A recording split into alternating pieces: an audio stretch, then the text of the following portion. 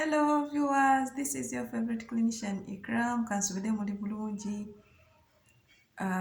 Tulina okusoomozebwa mu private health care nga kyenjagala tutunuulire tunaayambibwa mu birabo eyo oba nze nzekka biraba naye nga view zino tezavudde wange nzekka.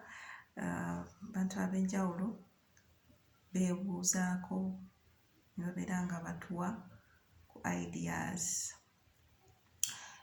Challenge ddala esooka mu private ye cost, era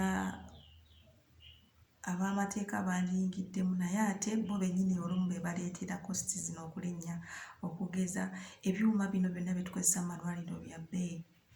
Just stand eya stand eya drips weesanga ojja kubeera $6,000. Just one stand. Kati oba ogenda kugula different stands ennyingi kiba kya bbeeyi.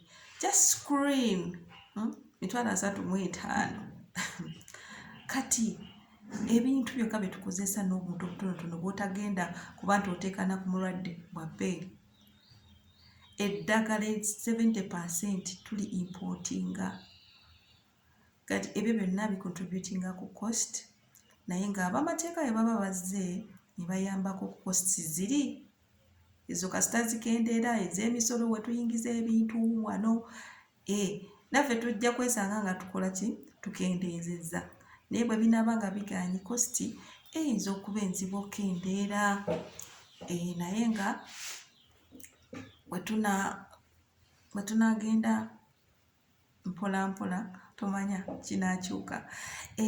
Ekizibu ekirala kye tulina abantu abali uninsured, bano abalina low income, abalina ssente ntonotono, tebamanyi weesanga nga obujjanjabi bubayitako obutuufu kubanga cost ebeera waggulu nnyo. Oli n'ajja n'agamba nina $50,000 njagala treatment y'omusujja, ate treatment y'omusujja agisaba ng'ate omwana tamanyi oba mulwadde omusujja. Naawe olumu n'obula engeri gy'ogenda n'omuyambamu, naye ate ng'olina okukola ky'olina okukola nga health provider, ng'olina okukola ky'olina okukola. Ekintu ekirala okuba nti abantu abali skilled abatuufu si be tuteeka mu private, mu pharmacy zaffe, mu drug shop zaffe, mu clinics zaffe, si be tuteekamu. Ku lwaki? Kubanga okusettinga pano kya bbeeyi, oba interviewing oba screening bulungi omanye nti ono yajja okugwana kya bbeeyi.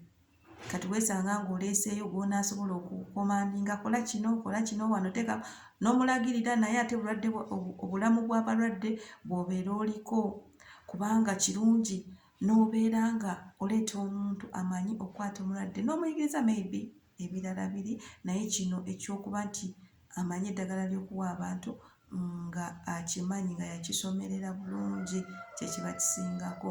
Ekyo kizibu kinene ne mu community gye ndimu.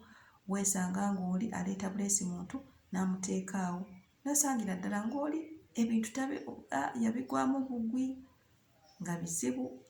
Naye twekyekinge tubeere nga tutereeza. Buli kaseera endwadde empya zijja, ebyuma ebipya bijja. Kati gwe ali eyo ng'oli mu private practice, faayo okulaba nti onoonyereza, kubanga abantu batuula eyo ne beerabirwa ne babeera na isolated nga tamanyi mateeka kigagamba, tamanyi ekyuma kino kikola ki, naye nga naye ali mu kujjanjaba bantu. So aba private mbeere nga buli kaseera munoonyereza. Muntu tajja kutukako ng'akantu katono nnyo ng'ate tukamanyi. Kimalamu amaanyi abantu mubatiisa n'okujja mu clinics bwammwe kubanga mubeera obuntu obutono ennyo obuliko, obuli nga bwe twogera ebiriko nga temubimanyi. Si kirungi nnyo. However, ate kibi nnyo okugamba nti ekintu okimanyi nga tokimanyi.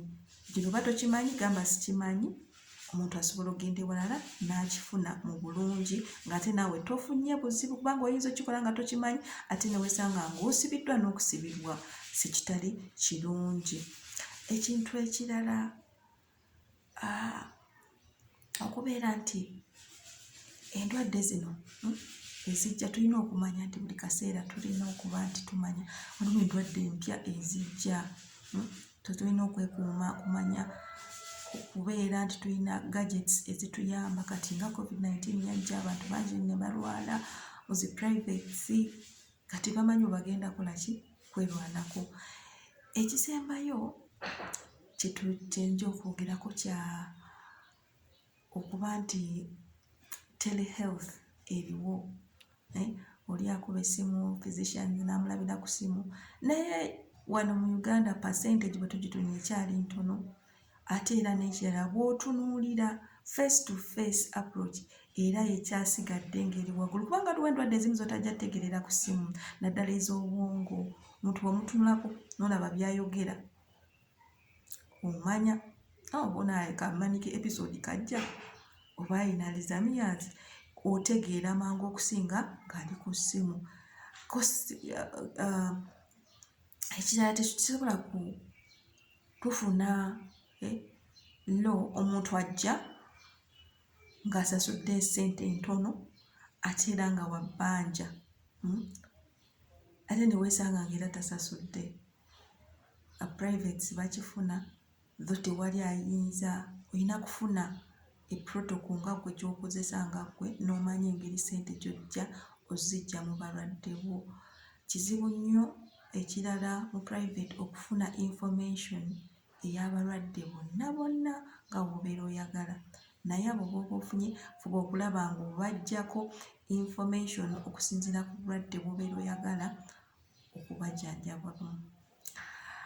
Byebyo n'ebirala musobola okubikomentingako ne mubiteekamu ne twongera okubeera nga tubitaanya mpola mpola. Mubeere balamu, mubeere basanyufu and please subscribe channel kule ate nga wetwongera n'okumanya.